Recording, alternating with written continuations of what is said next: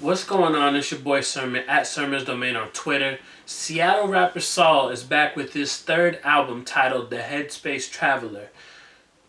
Saul is somebody who a lot of artists would kill to be in his position because in the last 5 years he's put out three projects, including this one.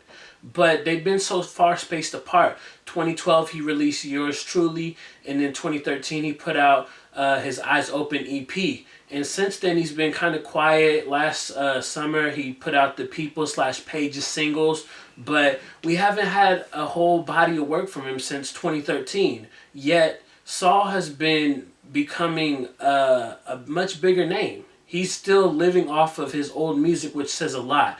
He's one of the artists that doesn't need to put out a dozen projects to get noticed. He's already been noticed, and now he's going on his first headlining tour across the country. I'm very proud of him, and I was very interested to hear this project. Now, the title, when I hear the title, I think of how Saul is essentially taking these thoughts from his mind and putting them down on the page, the paper he's writing on, and then putting it into a song form. And then his thoughts travel the world because they're in the headphones of anybody who listens. And so that's what I gathered off of just the title of Headspace Traveler.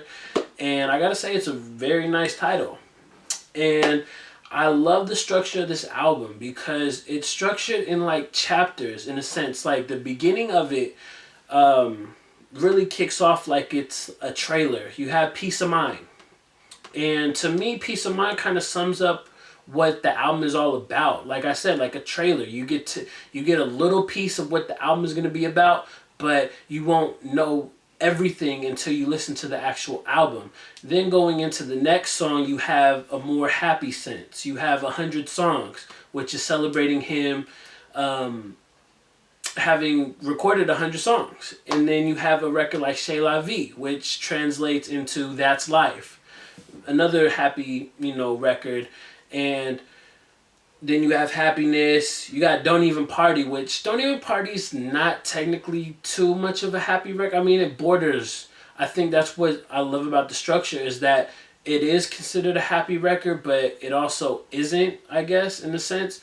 But it's one of the most catchy songs on the album to me. And the fact that you have Dave B, who is the only outside rap feature on the project, and he killed it. If you're not up on Dave B, there's just like something wrong with you. And I say that if you're like a Saul fan, if you're like a Seattle hip hop fan, if you're not listening to Dave B, there's something wrong with you. And if you're watching this and you're not listening to Dave B, go listen to Dave B because he's very, very talented.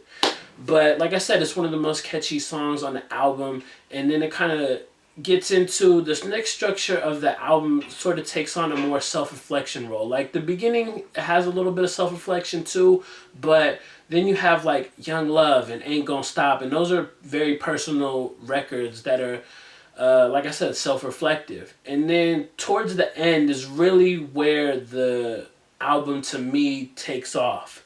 It's because it's more aimed at like the communities around the world. It's like him taking on what's going on in the world. And my favorite song on the album is See the End, because there's just so much packed into the 5 minutes of that song. Like it's something I could probably discuss on its own, but he talks about how, he talks about the Black Lives Matter movement. He talks about how one of his cousins was playing around with a gun, not a real gun, but like the, how kids do. And he sat him down and kind of talked to him about, what's going on, how, blacks are getting killed across the country. And then he was talking about like self-hate, because after his cousin, I believe it was cousin, if it's not, I'm sorry, but his cousin kind of said he didn't want to be black anymore. He wished he was Saul's color. Saul is very light skinned. So, and there's just a lot. And there's just, I don't know, I really love that record a lot. It's like the standout moment. And it pretty much ends the album. There's a Growing Pains, which is the bonus track. But if you kind of just ignore that, See the End is the last song on the album. And I think I don't know. I think if it was anywhere on the track listing, it would have the same impact. But because it pretty much closes the album, I think it's like it's like the final thoughts that you leave with. And I think Saul did that purposely, obviously, to get people to, just think about it. That's what the Headspace Traveler is all about. It's for the overthinkers. It's for you to relate to. It's for you to enjoy. On the title track, he says, "Writing my way through it, giving my life to music. Pretty soon it's gonna be me in the pen, my worst enemy." Like, he seems very conflicted. It's like the pen is a necessary evil for him. And, writing this music is not easy. It's not something that a lot of people can do to what his extent has been. And so to put it all out there on this album was a very, difficult decision. And you could tell by the way he writes, like that line in particular. But, with this album comes not only his best work to date, but the most relatable. And it's just music that you're meant to feel. It's meant to spread awareness about what's going on in the world, in his world. And it's also meant to just kind of connect with like the vulnerable sides of an artist. And again, it's not really a new formula, but Saul gives it a fresh perspective. And I highly recommend listening to the Headspace Traveler.